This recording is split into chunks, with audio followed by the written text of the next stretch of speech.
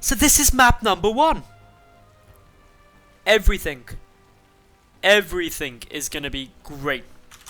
Because these two are teammates, which means awesome stuff generally occurs. Because they know each other, they're prepared, they're thinking strategically to try and outmatch, outpredict, outrun their opponent. Now, in the top right hand position, as the blue Zerg player, representing Team Alien Invasion, we have Golden. And his opponent to the top left, also representing Alien Invasion, it is the green Terran player, Lillekannin. Lillekannin. Lillekannin. I can never say his name, and in the downtime my Twitch chat tried to explain it to me. I believe it's a Danish name, which means little rabbit or small rabbit is the translation. I'm not sure if that's a thing. Hopefully someone will tell me out, but Lillekannin, if you are watching, I apologize for butchering your name. Now, enough with that. I've said my apologies. So, merry-go-round. This is an awesome map. Why is it an awesome map, I hear you ask? Or at least I heard someone ask. It's possibly the voices in my head, but it's an awesome map because it's a 3-player map. It can lead to some fun stuff. We've got a hatch first out of Golden and a CC first out of the Terran. Now, Lillekannin going CC first, that's actually alright, because you can't really punish it too easily. While it is a 3-player map, it's quite a long time to get over there, and so going for early pulls isn't too likely, and most Zerg players are going to be more than confident going for just a very early-ish, or very early on hatch against Terran anyway. So, yeah, you should be safe. Behind this, we've got the gas and the barracks also coming through. And this is just a very standard play style from our Terran player.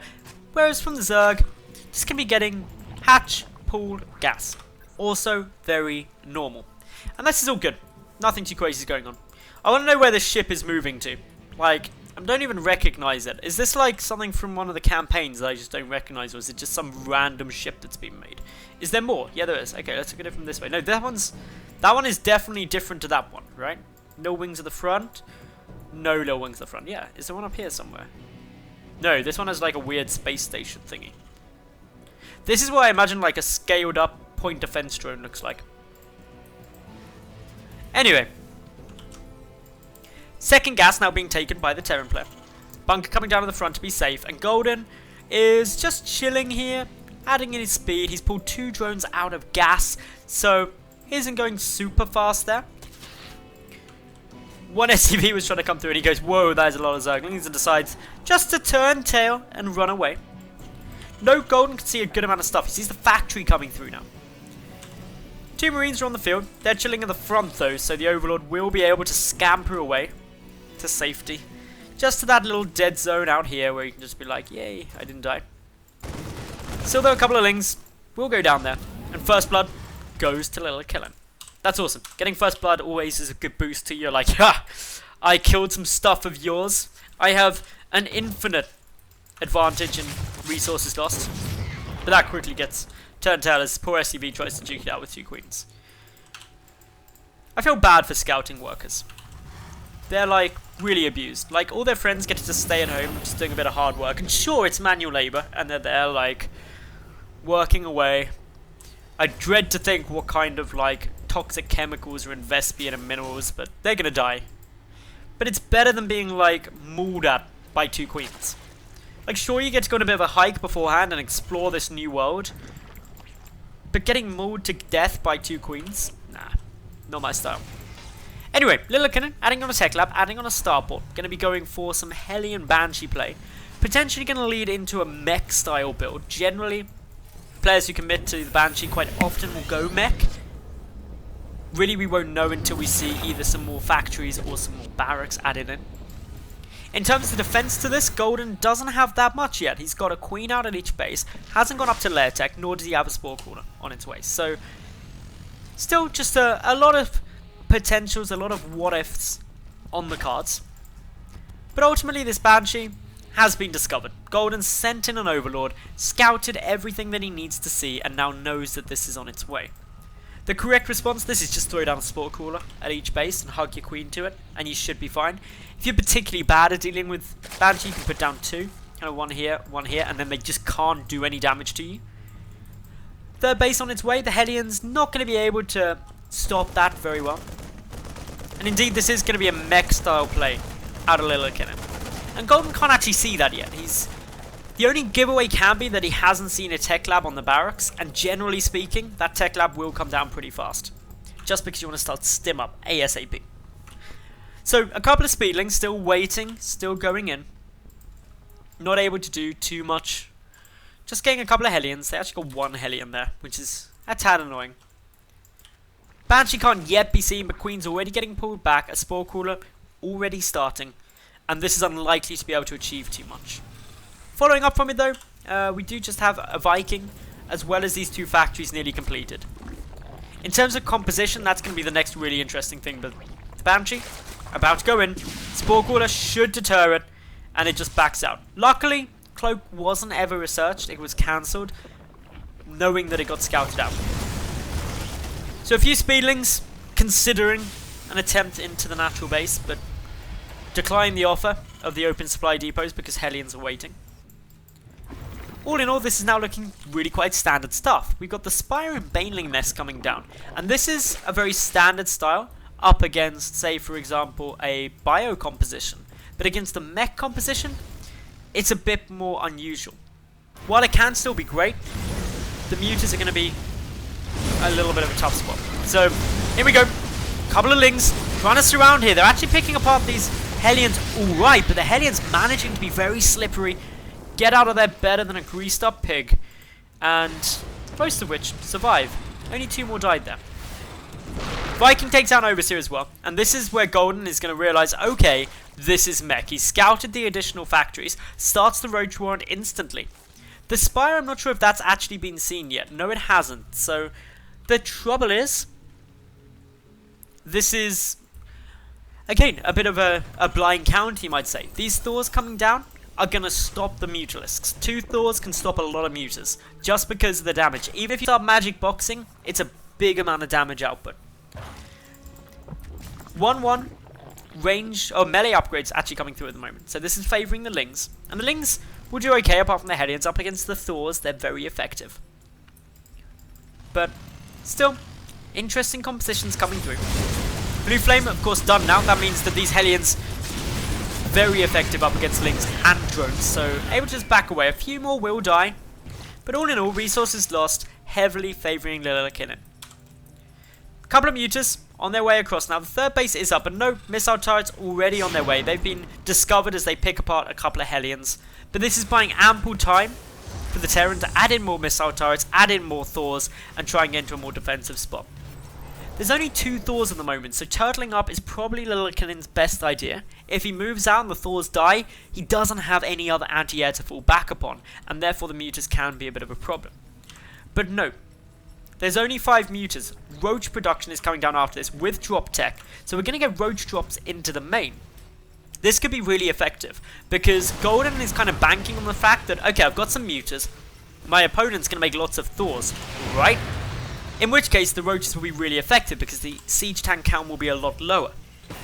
But, for now at least, that's not what we're seeing. We're actually seeing some pretty funky stuff, with a lot more barracks being added on, in what is an unusual turn of events here.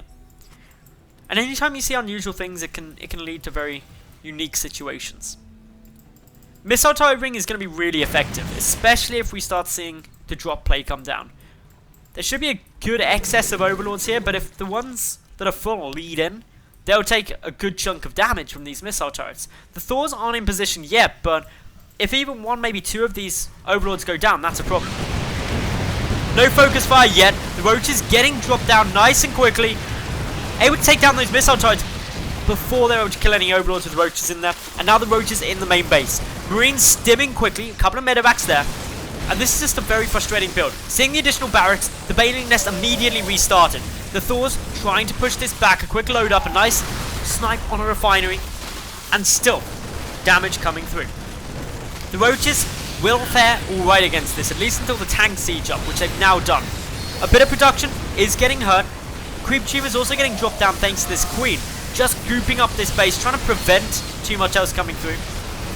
Hellbat's getting some really good damage through, or tanking up a lot of the damage, allowing the Marines and Thors to work through these roaches. And Golden relying on the damage at the third base to do a lot more for him. He's killed off 20 SCVs now, forced to lift, and is also pulling apart his teammate and opponent in this match.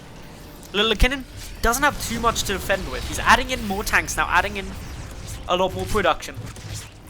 But overall, in the resources lost, while Golden has lost about 800 resources more, a lot of that was in the form of SCVs. And that means that the income advantage is just gone. There's creep tumors being laid down here. It's really irritating. Quick little takedown now. Oh, good little hot pickup actually of that Thor. It didn't die. Great control being shown there by Lillekannin. If the creep tumors spread just a bit more, this will just take ages to recede away. Down goes the Overlord. The creep tumor's already there though. If they get spread out, this third base is basically gooped up for all eternity. Income roaches barreling to the natural base though. Take down a siege tank, get some great damage there. SCV's being forced to pull away, but they're not engaging. They should back away mostly. But is there enough here to stop the roaches? In theory, there should be. There's a tank up on the high ground, there's the tanks on the low ground, and the roaches will escape by taking out a Thor. That's a little bit annoying. Still though, there's creep just gooped up everywhere. The creep tumors have died. Another scan coming down. I'm going to try and knock these out as well, but this is going to take a long time to receive. From a full Overlord spread, it takes about a minute and a half-ish, if I remember correctly. But from this far out, I'm not entirely sure. But either way, it's a lot longer than Lillekannin would really like. More mutas now being added in. More lings being added in. The Baneling nest done. The +2 carapace upgrade and +2 melee attack upgrade coming through as well. Mutas unable to kill off that tank, of course. May be able to take another one down. But once it's not dead, it can be repaired up if required. So still, this is anyone's game at the moment. Just waiting to see exactly what they decide to do. But really it's Golden who's in the driver's seat now. He's able to deny this third base for so long. His income is a lot better, especially in the gas, which is allowing him to pump a lot of Mutalisks. This 7th and 8th gas guys are really important just to get that Muta count nice and high. Couple more Mutas running through there. Just gotta be careful of the Marines. The Marines do have +1 now, so they did a fair bit of damage up to them. +2 on its way as well, and once that finishes, you gotta start being really cautious with your Mutas around Marines. A lot of Banelings now morphing in Golden, preparing for a dramatic assault.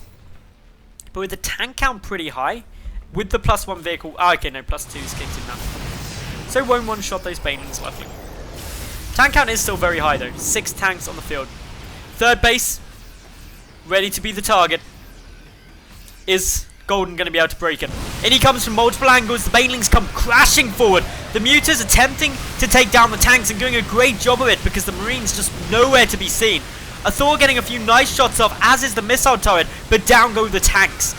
That's the big pick-off the Golden was looking for. He picks off all but 1 tank now. He's also going to town on these production facilities, trying to take down the reactors, picking apart the Marines, and Lillekannin is on the move for a counter-attack. 16 more lings coming through. More Banelings need to get a morphing, and they are. 12 on their way. A factory busy building a siege tank. Not that that's going to be too much help.